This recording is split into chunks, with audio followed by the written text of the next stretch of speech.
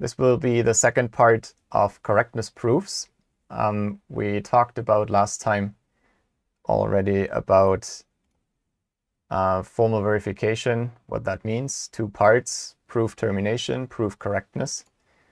And for termination, we briefly discussed this potential function method, and you will dig a little deeper into this in the tutorials. And what was left open was the example for loop invariance. So just to recap, the goal here is to show that an algorithm that uses a loop, like this one, it executes a loop. It's a while loop. It keeps repeating this as long as this condition is true at that point. If it's ever false, it jumps out of the loop and continues afterwards. But as long as the condition is true, you jump into the loop body and execute that part, and then you test the condition again. So I'm not talking about infinite while loops here. We assume this has already been confirmed and has already been proven in a separate first step that the loop always terminates. What I'm concerned about here is that the loop computes the correct result. And usually we express, what does that mean, the correct result? We express that in terms of a post condition. So we have some statement about the state after the loop that we would like to hold true. And this will become clear in the concrete example, I think. For that to hold true, sometimes you need a condition that's true before the loop. That's called the precondition. So it's like an assumption that you make at the beginning of the loop. And if that condition is true, you will try to establish the post condition. Now, if you go through this while loop, this is not so easy because you don't know how often the loop will execute, and you will somehow need a proof technique to prove correctness of while loops that shows you that the precondition, if the precondition holds up here, then a certain post condition holds down there. And the proof template for this is to find a loop invariant. That's a statement that's true before, while, and after the loop. And then you prove these three things, and then together you have proven that the loop computes the correct result. So let's see a concrete example of an algorithm and a loop condition, precondition, postcondition, so that this makes a little bit more sense, is a bit more concrete. Let me move me over there for the moment. I first want to discuss what this little algorithm does, this little piece of code. So it's a very simple function. It computes the maximum in an array of numbers. I'm sure you could all implement this, and you would probably come up with something similar like this in your favorite programming language. You're given an array of n elements. Now, these comments here are somewhat specifying informally what the precondition is. I just chose English text here, which is fine for us. Remember, we usually write proofs for humans. The formal verification people do it. They write proofs for machines. We write proofs for humans mostly. And so it's fine if it's natural language. So the assumption here is that we have an array of n elements, and that these are numbers, and that n is at least 1. So we don't want to call this function with an empty array that doesn't have any elements. And we want to compute the largest element in this array. So how would you do this? Well, you first start by assigning the current maximum as the first one, and you remember the index where you found that one. And then you iterate through all the elements by making I successively bigger. And as long as I is not at the end of the array, we check if the next element that we check, so I is always the element that we try next. If that one's bigger than the current maximum, we remember this one instead, and otherwise we continue. Indeed, I doesn't remember where the maximum was found. We could also remember that, but we don't need that here. We only return the value of the maximum. All right, so the post condition, what we would like to have after the loop, that sounds wrong. There's what I really mean is position D here. So that's after line 13.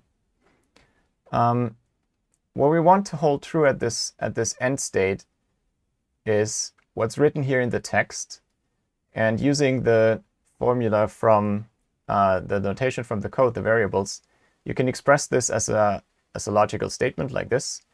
The current maximum is the maximum over all the elements in the array, where k ranges from 0 to n minus 1. Well, easy thing. Why am I overstressing this range for k here? Because we will use something similar in the loop invariant, but here the range is different, so that's the important part. So I said last time, for applying this proof template, you have to somehow guess the right loop invariant, and there's no easy way to do this in general. It needs experience, it needs trial and error necessary sometimes. And I remember when I found this loop invariant, I forgot the second part, and then you notice the proof doesn't go through, so you refine it. But what I'll show you here is the end result, how the proof should look like. And then again, you'll do a small example in the tutorials to practice that for yourself. So what is the loop invariant that I eventually came up with? It is the statement that the current value of this variable current max at the point where we check this condition is the maximum in the array, but now only from k up to position I minus 1. And again, I is the current value of this variable I that's used in the code. That alone was not enough. We had to also assume that I is at most n. All right. That's the loop invariant. Now we have to show a couple of things, namely these three statements that appear in the template. And we'll just go through these one after another and prove those. I'll try to keep as much of the code still visible while writing this down. Well, we'll see if I manage to get everything on the screen, but we can move back and forth. The first part is the easiest one, so let's start with this. We have to show that the loop invariant holds at this position A in the code. Well, what does the loop invariant at this position say? So, I mean, at A, we necessarily have that I is still 1, its initial value that it was just assigned. So what does that mean for the loop invariant? The loop invariant is the same as this statement where I set I to 1. So that's claiming that current max is, well, then the maximum when I is 1, this is just 0. So it says current max is A0, because that's the only element, this range 0 up to I minus 1. So by the way, this is my shorthand notation for the integers. No, it's eating my dots. I minus 1. So that's just the set of these integers, 0, 1, 2, up to I minus 1. But in this case, really, if I is 1, this is just the set with the number 0. So it claims that current max is A0 and that I is at most n. And well, we can insert what I is. Now, if you check the first part, this is just the implementation. Current max was set to this just before, so that's obviously true. And the other part, n, 1 is at most n. That's the same thing as saying n is at least 1. And that's what we needed in the assumption. So at this point, you see how the precondition is sometimes important. We used, at this point, to establish that the loop invariant is true before the loop, we needed to have this precondition that the array is not empty. It's just this algorithm, it explicitly accesses the first element, so it would immediately crash with some exception or so if this wasn't the case.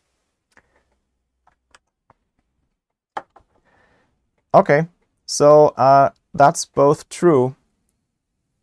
So we have established that I holds at position A, and that was actually fairly easy.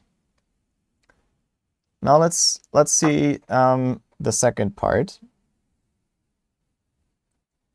Now we have to show that when the loop invariant and the loop condition, which is this here, I is strictly less than n, those two together, if they hold at B, then at C we again have the loop invariant. That's the important part of the proof, and it's slightly more complicated than the first one. So we apply one of our proof templates from before. We do a case distinction. And there's two cases. The first case is that the next element that we look at is actually bigger than current max. And you see this case distinction exactly follows what can happen in the code. There's this if statement, and we somehow have to deal with the two possibilities how that if statement comes out. So if AI is bigger than the current maximum, which we know from the loop invariant is this, for k in 0 up to I minus 1. It's this maximum of the array. And here we use our loop invariant because that's saying exactly this with the current value of I. Now, in this case, we enter this statement, the then branch of the if statement.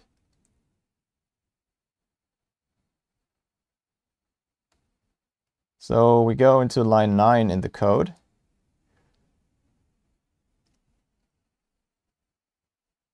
And that means current max is equal to AI after this line 9.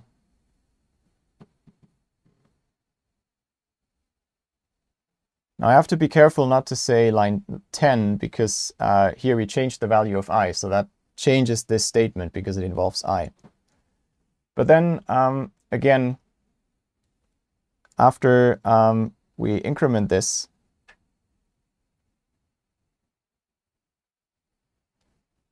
after line 10, we have changed the value of I, but still our loop invariant is true because we have made that range one bigger, but we also included one more element.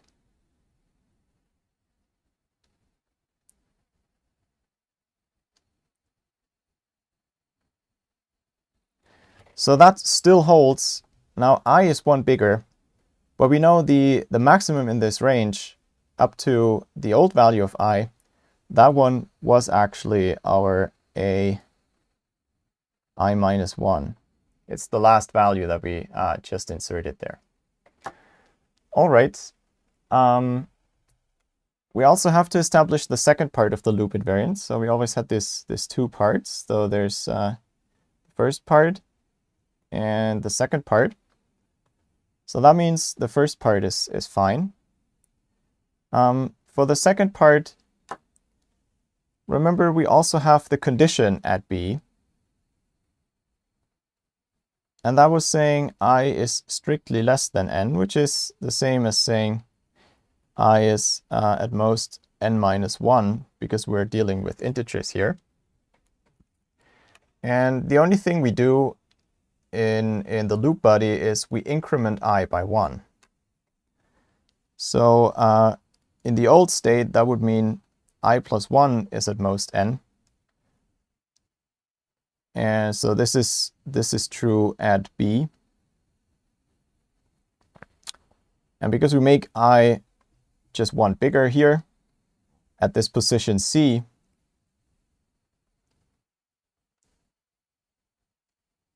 we still have I at most n, and that's our green claim. So we reestablished the loop invariant after the while loop. So that was that's usually the toughest part, to show that the loop invariant is reestablished after the body of the while loop. Once we have done that, we have shown that the loop invariant is indeed is a valid invariant. So it survives the execution of the loop. If it was true before, it remains true throughout and is still true at the end. Now, the last step is to show that the loop invariant is actually useful, in that the statement that it still holds after the loop guarantees us something interesting. And that's the last point that we're going to show. So the third point here formally is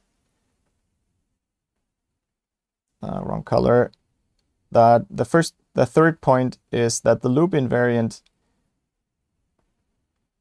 Oh, come on.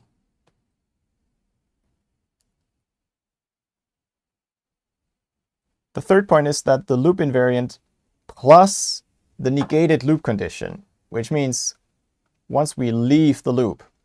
So not condition is nothing else than saying I is at least n. So the third part is the loop invariant and this I at least n. That implies our post condition, which remember was current max is the maximum of the entire array. The array goes from 0 to n-1. That's the entire array. Now, again, not loop condition. That's nothing else as saying I is at least n. But the blue part from I said I is at most n. Those two together clearly mean that I is equal to n. And that means the red part in the loop invariant says current max is the maximum for k in 0 up to I minus 1, but I is n, so that's n minus 1 ak. And that is our post condition.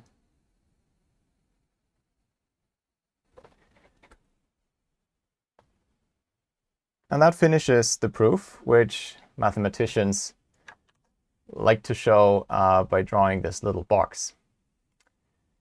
So again, we followed these three steps. We showed that the loop invariant is true before the loop. It remains true throughout the loop. And at the end, we show if the loop invariant is still true, it implies something useful. In this case, that current max at the end is indeed the maximum of the entire array.